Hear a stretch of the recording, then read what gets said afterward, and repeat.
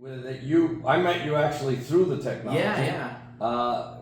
Part of the things that, one of the things that we were able to do now is because Atlas did a partnership with Kinesis. Yes. Yep. And we're using the blockchain where we now have what is called the on-off ramp. Yep. Where you can go on and off of the ramp of commerce. Yeah. So what that means is that and I actually met you that way. Yeah. Where you can convert your gold through us with our partnership with Kinesis, convert your gold into digital coins called KAUs. Yep.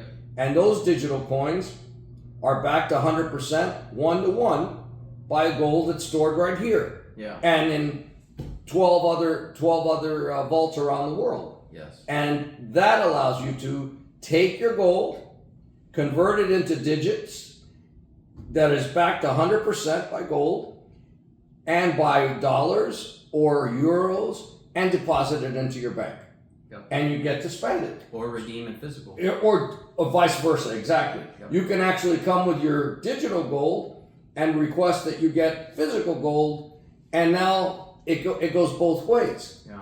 That, I think, is an amazing tool. Yeah, I love Kinesis and using their system. I mean, the way I explain to folks is that, look, the Kinesis, the coins and the blockchain, all it is a ledger, digital ledger for tracking your vaulted gold and silver. It's a tool. Absolutely. It gives you the freedom. And by the way, that is the factor that allows you to have the power of the bank. Yeah. Because by just having it stored here, that's half the bank. Yep. Yeah. That's storing and protecting. Yes. But the one thing that's missing is being able to spend. Exactly. And with Kinesis, you have that power here at storing it physically. Easily transferable. Yeah. Yes. By the way, they have vaults in Everywhere. Multiple countries, including Singapore, London. Yeah, Switzerland too, I think. They have it in Switzerland. US, they have the U.S. all over. Yeah. So you have that ability to now take your money, store your wealth in savings in the form of gold, and then convert it when you need to spend it to pay debts. Yep. Or to buy property, to do whatever you need. Yeah, and I've used it quite a lot to buy at wholesale prices, frankly, precious metals, and then have it redeemed. And there are some fees of redemption, but it's still way cheaper than buying, like in the U.S. retail, definitely. So I can buy at wholesale prices. I can get it redeemed here locally at the vault, or I've had it delivered to me. When I was living in the U.S., I'd have it mailed to me. Not mailed, right? Actually, I like to consider it. I like to have it. It's not. Some people at first said, "Well, it's not an investment in the sense that you're gonna get rich with it. No, it's a tool. No. Yes, it's a very important aspect Yeah. of keeping your money safe. Yep, I can get better rates. In the past, to get good prices, you have to have a lot of cash. You have to drive to the gold dealer, silver dealer, wherever. Negotiate it, see what their stocks are, and actually physically take it, and then walk out and drive home. Yeah. And now I can acquire it on Kinesis, and it depends on where you're at, I guess, and where you want it delivered. But you can get it delivered in probably a matter of a few that's weeks. Not very long. that's internally within Kinesis' own structure. Yep. But I get it delivered here. I've gotten it delivered in the United States. The importance of having your private vault is that you can have it delivered directly to you here. Yes. And you don't have to travel with it. You don't have to worry about leaving it in your home or your safe, because those are risks, right? Those are risks not from necessarily the government, but from your neighbors or bad guys, Venezuelan gangs. Your house could be burglarized, and you should, first of all, historically, learn from history. You shouldn't keep your gold stored inside your house. Yeah. You should keep some. You should keep some for emergencies. You should keep some silver. But the majority of it should be in a safe and very private place that you can have access to, and keep yourself safe from a lot of different factors, not just burglars. I mean, there are a lot of things that could happen, wars, and just what happened with COVID. You can't travel. You need to have something to protect the majority of your wealth that you have access to, and that you can also have the ability to convert. That's important. Yeah. Oh, I'll tell you a story during COVID too. My stepfather and I, we were going to acquire some precious metals. I think it was early on in the lockdowns too. But what had happened was I tried to go to my bank and go inside to withdraw, right? And they just said nobody's allowed in the bank. Banks, the physical bank in whatever the lobby was closed. They forced you to go to the drive-thru, and I'm like, well, I don't want to go to the drive-thru. I just want to come in and get my cash, and I'll give you my details, right? But they wouldn't do it at all, and it just that was like a light bulb going off. I remember looking at my stepfather and saying, "Whoa, this is how they're going to do it. They're just going to shut down the lobby." That was a test. Right? Yeah, that was a test run, and so was Canada. Canada was a test run when people's bank accounts were completely canceled because they gave $10 to truckers because they were protesting COVID. Yeah. That is the beginning of a test that 100%. Will happen. If you think that's something that won't happen again, you just don't learn from history. Yeah. So I mean, I'll tell you, Atlas Vaults and Panama checked a lot of my boxes, right, in regards to the security, the privacy, the infrastructure, the culture, right? And me being able to do business here and to live here and a fit for my family. It just checked a lot of boxes. And I'm very, I'm very comfortable coming here and traveling. I've never had any problems. I mean, if you look for problems, you'll find it anywhere. But I've never had any issues here.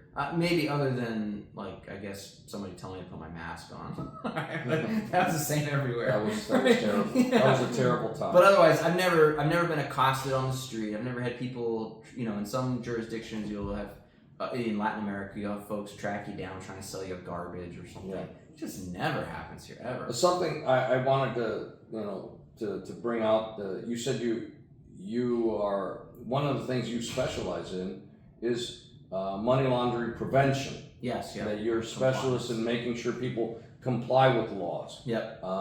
What is it that you help clients out with on? So understanding. So I just consulted with a guy. Was it Monday? I guess. About he wants to be a precious metals dealer, right? So in the United States, and walking through what that means for him. So, like, for example, what that means in the United States is you have to get a state dealership license. You have to start building a compliance program. So what a compliance program means, you have to know who you're buying and selling from. You have to record those transactions on how much people are buying and selling and where it's going. And there are certain requirements for you, if you feel like something is suspicious or if it hits certain type of transactional limits that are described in the laws, in the regulations, then you have to file suspicious activity reports. So I think it's SAR in the US, the other parts of the world it's STR, suspicious transaction reports. And that's mandated by the anti-money laundering laws of the United States, right? So any financial institution or any financial business dealing with financial instruments has to abide by those, which a vault is not. I'll mention that. A private vault is not a financial institution. So those are things that you don't have to worry about, thankfully. Now you have your own compliance process. Yeah, we have a compliance, but it's not the type of compliance like dealing with financial institutions, right? No, but we actually have created a compliance manual based on those same requirements. True. Yes. I'm not saying that because you don't have any. I'm just saying that that's one of the benefits of working with like a private vault as opposed to a bank. Is that a bank is mandated. A private vault is a private enterprise. You're choosing who you want to do business with, and you're basing that compliance around those rules. So you're doing it above and beyond, right? Because you have to go, you have the standards of the people that you want to work with. But anyway, so I just mentioned that about the vault here. But yeah, so we work with folks in helping develop some of those compliance plans and understanding those rules, or filing STRs or SARs, and then most of the time. That is, so my other practice area is trade, right? Is trade compliance. And so most of the time AML comes in with import and export compliance. So understanding where you're getting products from and who you're buying it from or who you're sending it to and making sure you're not triggering sanctions and things like that. That's most of the time. I'm not just like a generalist in the AML world. Mine's primarily with international trade. So although we were consulting with him about precious metals, it's because personally I have an interest in that, but primarily it's because he was also interested in importing and exporting. So that's why we were consulting with him. So besides the dealership rules in the United States, now also if you're dealing with the international trade aspect, there's other things you have to do, right? So other aspects of that. But yeah, that's how we help folks with that. It's always interesting. It's always challenging around the world, and that's why I like it. Everything's different, you know, and the answer changes. I mean, depending on who you are, where you are, and what product you have, where it's going, who it's going to, just every time it's a different answer. You're trying to help people not get stuck in 100%. Yes. The quagmire of laws and regulations. Yep. You miss some paperwork or you misclassify your product and you bring it into the United States or exporting it and it gets seized, you very likely will lose the shipment. Yeah. I mean, 100%. You know, sometimes we can step in and prevent that depending on what the circumstances are, but it's very difficult. I mean, and if it's a time sensitive thing, you know, it's gone, right? We've had clients who, even with children's products, you know, bring it in and they're because they didn't do things the right way, now it's going to sit in a customs warehouse for a year or two while customs decides what to do with it. And it's like, by the time it's released, even though you get your products back, the value is a fraction of what it was, right? Whatever. So well, I got a lot of horror stories. Rocky, thank you so much. And by the way, our contact information is going to be shared. Yeah, absolutely. We'll put it on the video here. So, you know, we're promoting this together. You have it on your law firm and through Atlas. Absolutely, yeah. And I always try to send folks his way. And you know, if you have questions about any like the legal process of expatriating yourself, you know, give me a call. I'm happy to chat with you. But then we'll connect you with the Vol here with Atlas, and make sure you get connected with the folks locally here to really help you. So yeah, anytime. Love to get value and chat. So till next time. Bye-bye.